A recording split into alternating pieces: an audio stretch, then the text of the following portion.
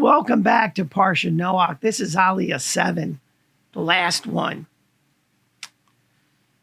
We are going to look at the account of the Tower of Babel. Noah's descendants gathered in the Babylonian valley. They start to build a tower. They're actually working together, but they want to reach heaven. Why? Because they want to be like God. And then, of course, God has to come around and kind of change some things on them. Some cultural points first. Important for us that the Lord reminds us that we are descendants of a couple of humans. In this case, Noah and his wife. You know, there are 3 stories in Genesis to remind us of that. First story is creation, because we're descendants of Adam and Eve. Whether your family is in the line of Cain or Seth, it doesn't matter. We're all cousins. And actually, the Cain line kind of disappears. At least it appears to. All human life on the planet is destroyed by the great flood. So it doesn't matter which one, Cain or Seth, you came from. You're now going to come out of Noah. We are all cousins. We're kissing cousins, but we are cousins. And we need to be reminded of that now and then.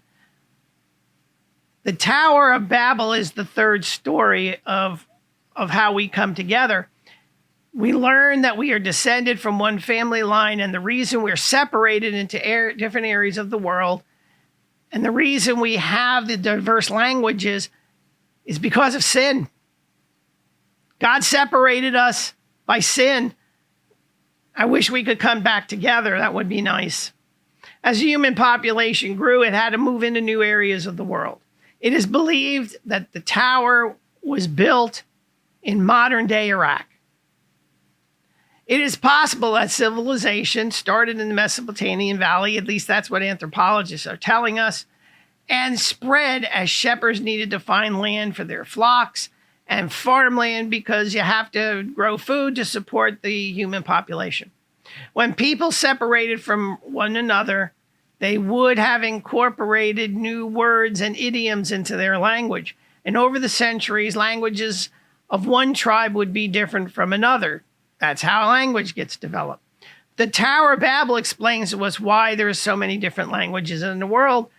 And the 70 nations which come from Noah, it explains why we are so diverse. We caused it ourselves.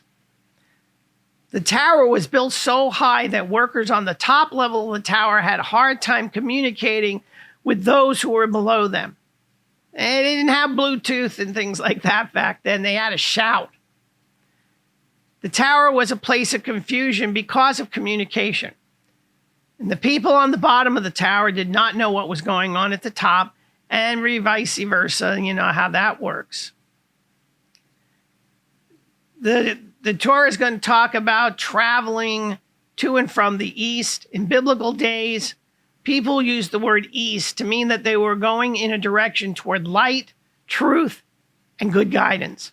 The word west was used to symbolize darkness, going astray, and moving away from the light. Well, that makes sense. Where's the sunrise? In the east. Where's it set? In the west. Makes sense. In this section, you'll see that the word for God is plural. And in fact, it's been that way through Genesis so far. Emperors and kings and other authority figures always used a plural pronoun of respect for them. The Lord is speaking about himself when he says, "Let us go down." The plural form of the language must be used. People believed in one God, the Lord. Therefore, it is an error to think that the Hebrew people believed in polytheism. There are all kinds of things we can talk about with respect to the tower. How it was built, why it was built. And we can also take a look at different aspects. There's numbers and all kinds of metaphors and similes in there. I encourage you to get the book. Now, of course, there is the book that just Aliyah 7, the tower. But it's better if you're going to be watching, if you've been watching, hopefully, all these videos, that you get the book that talks about all 7 Aliyot. Now that I did that commercial, let me add a couple of more things in here, which I think you're going to find useful. There's a spiritual awareness section of what it means, the whole tower. I put some legends in there that you're going to like. And when we get to the end of this section, we are going to talk about Abraham's birth. Because once we move out of this Parsha to Lecha, which is next, we're all about Abraham.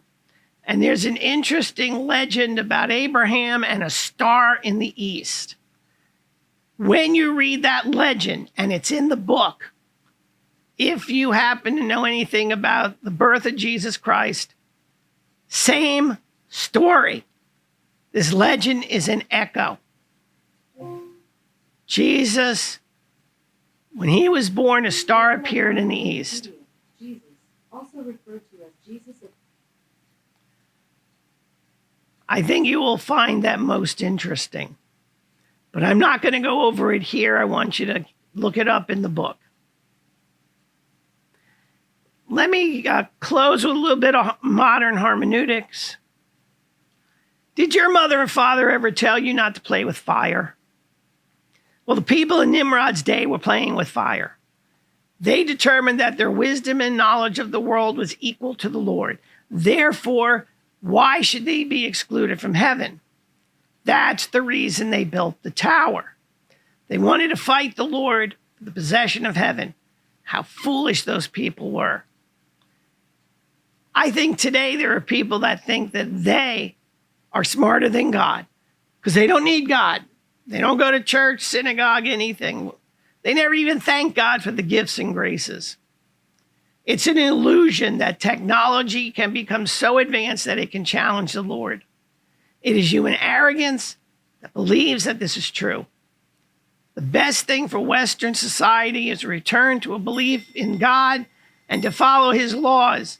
And one day the Lord might destroy us the same way he destroyed the tower. We cannot let that happen. We need to come back and love God and love neighbor. So God bless you for listening to this video. The conclusion, well, it's not really a conclusion because the Parsha has 7 aliyot in it. It's the last one about the Tower of Babel. I hope it makes some sense to you. And as always, shalom.